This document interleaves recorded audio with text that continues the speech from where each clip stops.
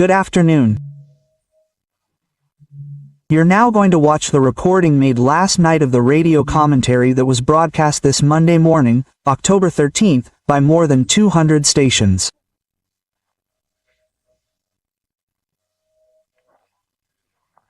If you haven't subscribed yet, I urge you to do so, join us, and don't forget to like or dislike the comment. So, let's get to the commentary.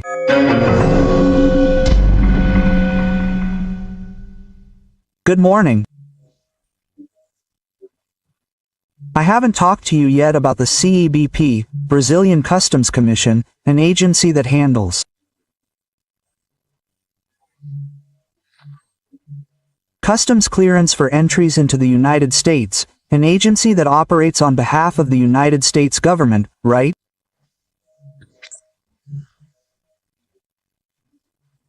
It wields significant state power and was deeply offended by the forged entry of Felipe Martins, as one excerpt says.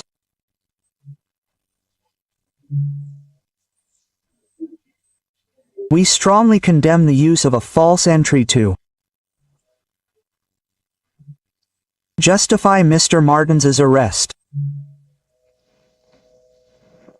He was arrested, held for 6 months, and held in solitary confinement because they wanted him to plea bargain against Bolsonaro, right?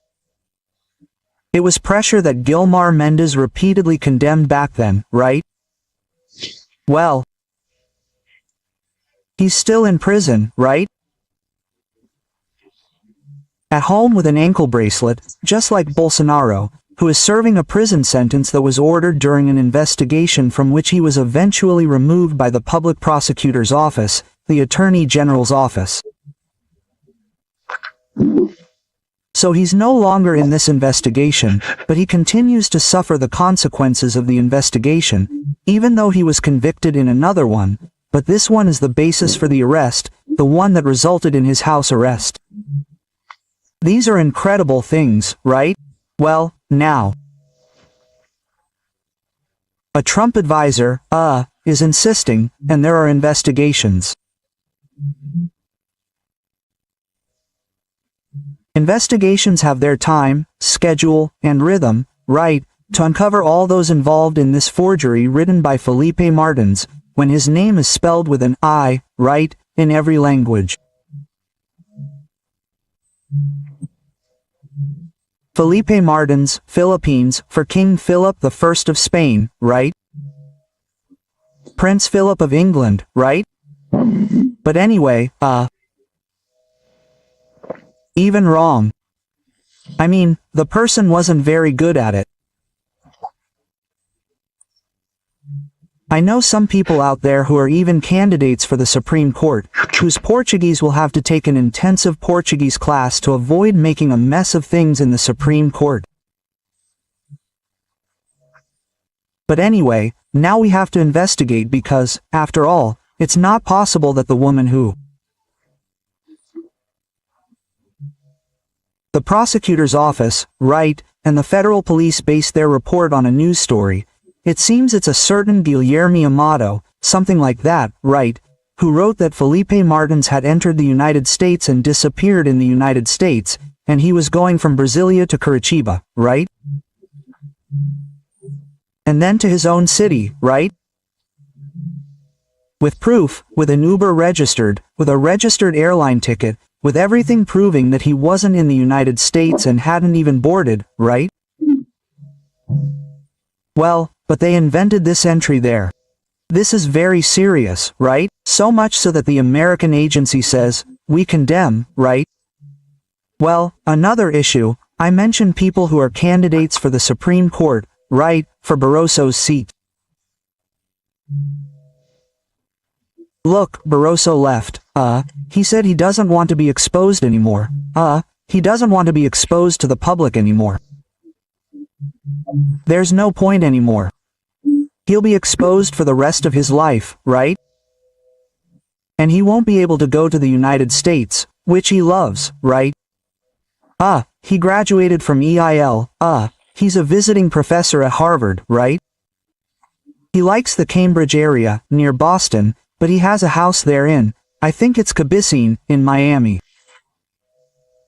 His son worked there, had to leave. Because he was affected by the visa cut.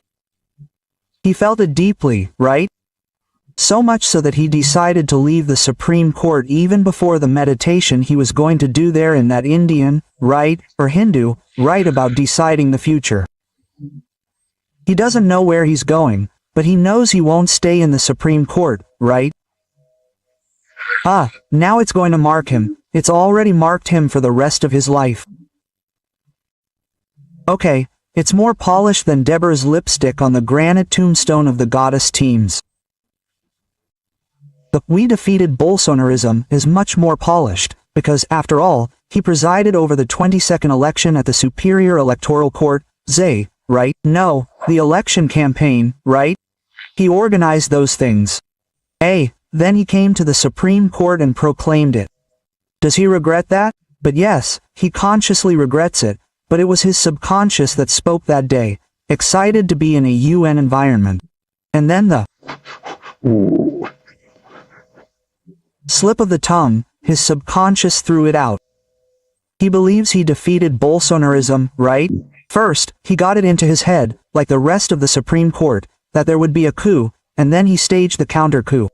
No, it didn't matter at all, right? It was a counter-coup, anything went, but anyway. And then his seat is full of people, which I said the other day, wow, with these candidates, you'd prefer Barroso not to let him stay, right? So, it's in the hands of the senators who conduct the Senate hearings. It's full of people who are easy to ask questions, right? Yeah, but it depends on,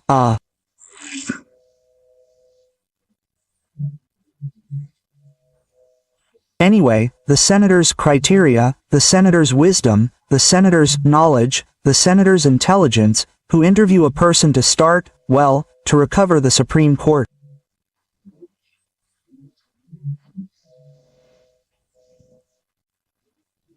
Only letting in people who were at that level of the Supreme Court 20 years ago, right, in Brasilia.